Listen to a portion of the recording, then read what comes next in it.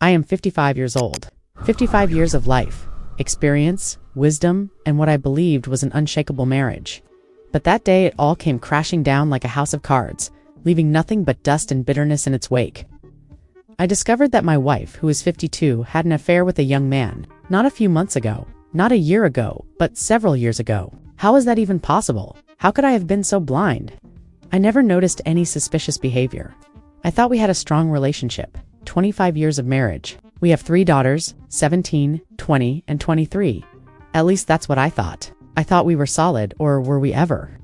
That day started like any other. I was at my desk, absorbed in my business, when a message popped up on my phone. It wasn't from a client or one of my daughters, but from an unknown number. A mix of curiosity and mild irritation made me open it.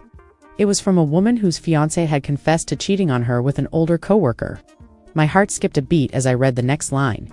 He had named his mistress. And this stranger, this woman, had done some digging and found me. She thought I deserved to know the truth. I don't know if she was motivated by revenge against my wife or by genuine good intentions. It doesn't matter now. But the idea that some stranger's fiancé had shattered her life and was now shattering mine felt like a virus invading my mind. At first, I didn't believe her. How could I? My wife. No, it had to be a mistake. But she was persistent. She began providing more details, dates, the names of colleagues who knew about it. She named the hotel where they met, and the most gut-wrenching detail of Al, she knew my home address because my wife had invited him to our house. She knew my wife's phone number. Everything pointed to an undeniable truth.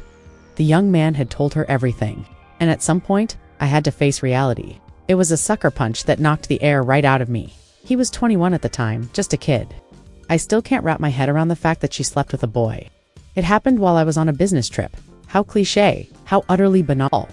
When I pieced it all together, I realized my wife had most likely planned the whole thing. My trip had been scheduled months in advance. It wasn't a spontaneous decision. It's hard to believe she just happened to cheat precisely during that window of my absence. This wasn't a momentary lapse in judgment. It was something calculated, cold. For me, she no longer exists. An emptiness, a coldness has taken root inside me. I am ready for the divorce. Right now, I'm just preparing getting my finances in order, and so on. A close friend of mine who went through the same thing advised me not to confront my wife immediately. She warned me that if cornered, my wife might explode. I don't think she would, but then again, who knows? I thought I knew her. Turns out, I didn't. The hardest part is seeing her every single day. She acts as if nothing has happened. She's planning our next vacation, talking about visiting our daughters. The eldest is working in another city, the middle one is in college, and the youngest is finishing high school. To me now, she's just a roommate. I feel nothing. I am a ghost haunting this house. I wake up at 5 a.m., go to the gym, then to work. I have my own business. I get back around 7 p.m. and keep to myself. She probably senses that something is wrong, but I'm past caring. Indifference has become the new stage of my grief.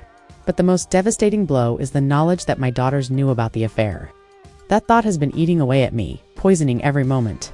The fiancé of the woman who contacted me, my unwitting informant, told her that one of my daughters had caught them kissing in our living room. In my living room, in our home, my wife thought our daughter would be at school all day.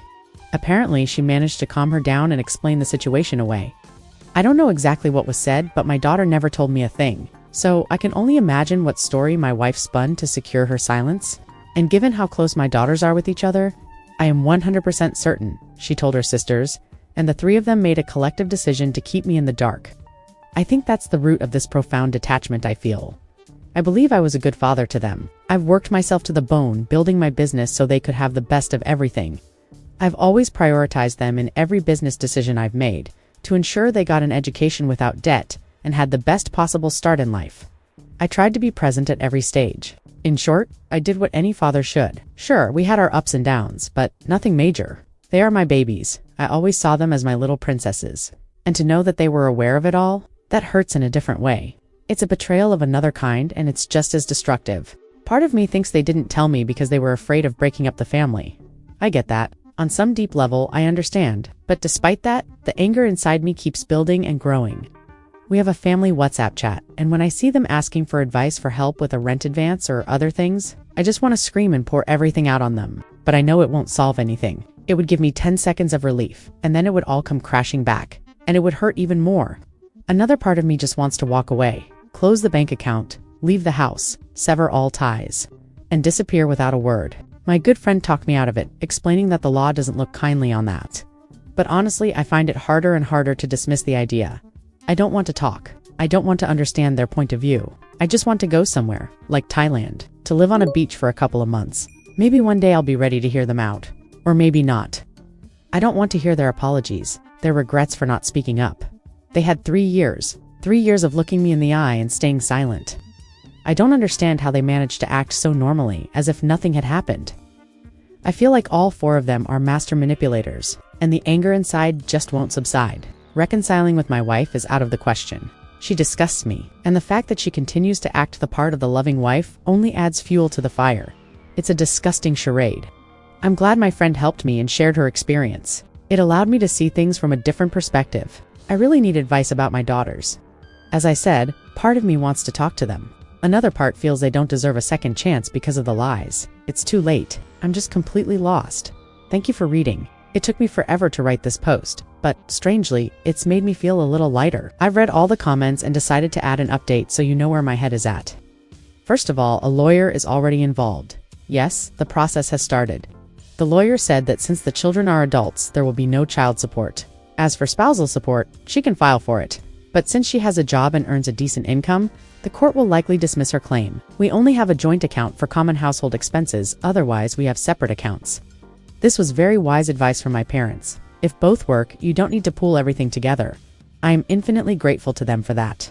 The lawyer said she might try to claim that since my business is successful, she has a right to a share if I decide to sell it. But again, since she works, we can fight it. To be honest, I'm almost past caring. I just want this to be over so I can start breathing again. Secondly, I need to talk to my daughters. I know I have to. You are absolutely right. The reason I haven't done it yet is the anger that just won't fade. I'm afraid that if one of them says the wrong thing, I might lose it. And yes, I want to believe that my wife somehow pressured them into keeping this secret, and that me lashing out would only make things worse. So yes, my anger might be misplaced, but let me be clear. When I first found out about the affair, I hated my wife. Then that anger turned into indifference. I'm filing for divorce and she will be out of my life. But with the children, it's different. I can't hate them. I still have feelings for them.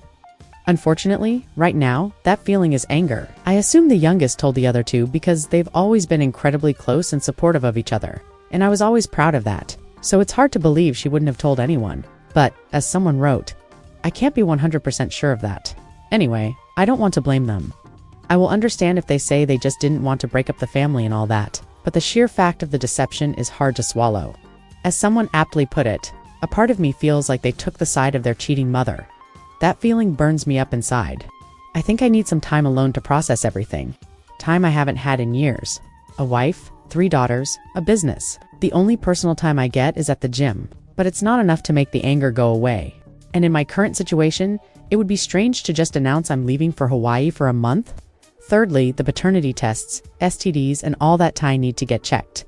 That's non-negotiable. I've already made an appointment at the clinic.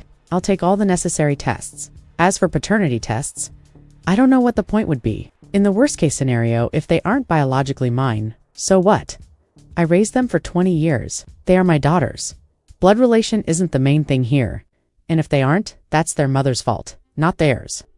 I can't blame them for that. Fourthly, maybe the woman who texted me was lying. That was my first thought. With 3 grown daughters, I thought we had a strong marriage. The first thing I wrote back to her was, I'm sorry you're going through this, but I don't believe your story about my wife. And then she started providing more and more details, giving me proof. As I said, I don't care if she did it out of revenge or a guilty conscience, but the more she talked, the more doubt settled in my mind, and it hasn't left. I started my own investigation, and as you can imagine, it's much easier to find clues when you know what you're looking for. I'm not one to hide from reality. Facts are facts, and no matter how painful, you have to face the truth. From what I gathered, that woman and my wife's lover were preparing to get married. I don't know what happened between them, but apparently at some point he decided to come clean. What was going on in his head, only God knows. Fifth, cutting all ties and moving on. I think comments like that are written by people who don't have children. You can't just pick up and leave. What I meant was that I need to go away for a while to process everything. Then, once I've recovered, we can talk. But yes, things will never be the same again. I love them and they love me, but it's different now. However, no matter how angry I am, I understand I can't simply vanish. If the youngest truly didn't tell anyone else and carried this burden alone, my disappearance could be devastating for her, and the older sisters might start blaming her. That's the worst-case scenario for me. Maybe I'm an idiot, but I have to be their father. I have to protect them. I will ask my lawyer to speed up the paperwork and serve my wife officially. On the same day, I'll schedule a Skype call with my daughters. They live in different states.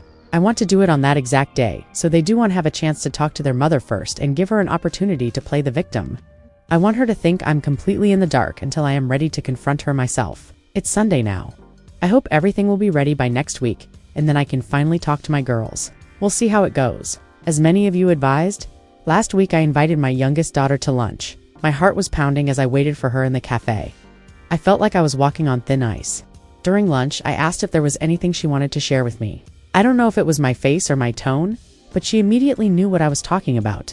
Her eyes welled up with tears. She broke down, and then she told me the whole story. It turned out she really did see her mother kissing another man in our house several years ago. It was both a relief and a piercing pain at the same time. Apparently, my now ex-wife kicked the man out and sat down to talk with our daughter. She explained it was a momentary mistake, a lapse in judgment, and thanked her for interrupting it.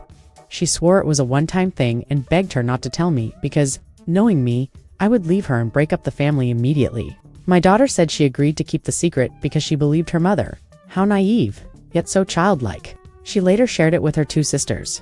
As you can imagine, they were shocked. The eldest, it seems, did OT by the story of a single kiss it. Seemed too convenient that the youngest just happened to walk in on there. First time, she told them not to worry and that she would deal with their mother herself. I can't help but feel proud of her for taking on that burden. As far as the youngest knows, the eldest did confront their mother about the affair and told her, "If you don't tell him yourself, we will." But over the years, their mother always found a convenient excuse to postpone the conversation. Work, a sick relative, something else. There was always a valid reason not to destroy the family right now. At the end of the lunch, I told my daughter I would contact her sisters to discuss everything. She insisted on being part of that conversation. Working up the courage, I texted my two other daughters that we needed to talk urgently. We quickly set up a video call. Part of me thinks they already guessed what it was about. I told them their sister had told me what happened. They both immediately started crying, apologizing, saying they had wanted to tell me all along. Their pain was genuine. To keep it short, I told them I wasn't angry. I said I was sorry they had to carry such a heavy burden for so many years and that I would always love them. Regarding their mother, I told them I would be leaving because I could unsee myself with someone who had betrayed me. But I added that I would talk to her first before making a final decision. It's the least I asked my daughters not to say anything to their mother, as I planned to talk to her myself that same evening. That evening, I returned home. My wife was already there, chatting about her day as usual. Her serenity was almost unbearable. I told her I'd had an interesting conversation with our daughter. She knew immediately what I was talking about. Her face contorted and she broke down sobbing, insisting it was just a kiss. That she knew how much I valued trust and that she was afraid of losing me over something so small. Honestly, I thought seeing her cry would break me too. But I felt nothing, not a single tear. My heart was just empty. I told her the divorce papers would be delivered by courier tomorrow, and that was that. After that, I went to the bedroom, packed a bag, and left. I didn't even know where I was going. I just couldn't stay in that house a moment longer. I booked a hotel room downtown and called my youngest daughter to tell her I wouldn't be home that night. She said she was actually planning to stay at a friend's place to avoid seeing her mother. But since I wasn't home, she asked if she could stay with me instead. Of course, I said yes. I texted my other two daughters to let them know their sister and I were at a hotel for the night. They asked if we could all talk. I agreed. During the call, I outlined the next steps as my lawyer had explained them. I also made it very clear that they are my daughters and that I love them. I couldn't help but add that it hurt me deeply that they hadn't told me. I said I thought we had a strong bond, that we could talk about anything. They started crying and apologizing, and I reminded them that no matter what, they are my daughters and I love them. But I also said I would need time to get back to normal. I mentioned I was thinking about taking a long trip to clear my head. My eldest daughter said if that's what I needed, then I should go. After that, we all just went to sleep. The next morning, my youngest daughter and I were having breakfast when her mother called. I had no desire to answer, but my daughter insisted I pick up. I agreed and put the phone on speaker. The moment I answered, it was clear she had been drinking all night. She started crying, saying she loved me, that we were made for each other, that this would destroy the children, and so on. Her voice was thick with despair and alcohol. I told her the children are adults. They don't need us anymore. We've given them everything we could. Now it's their turn to build their own lives, And then she turned monstrous. She said she would take everything from me, that she would bankrupt my company, that she would tell the daughters I used to beat her, and so on. I was in shock. I just looked at my daughter, who also couldn't believe what she was hearing.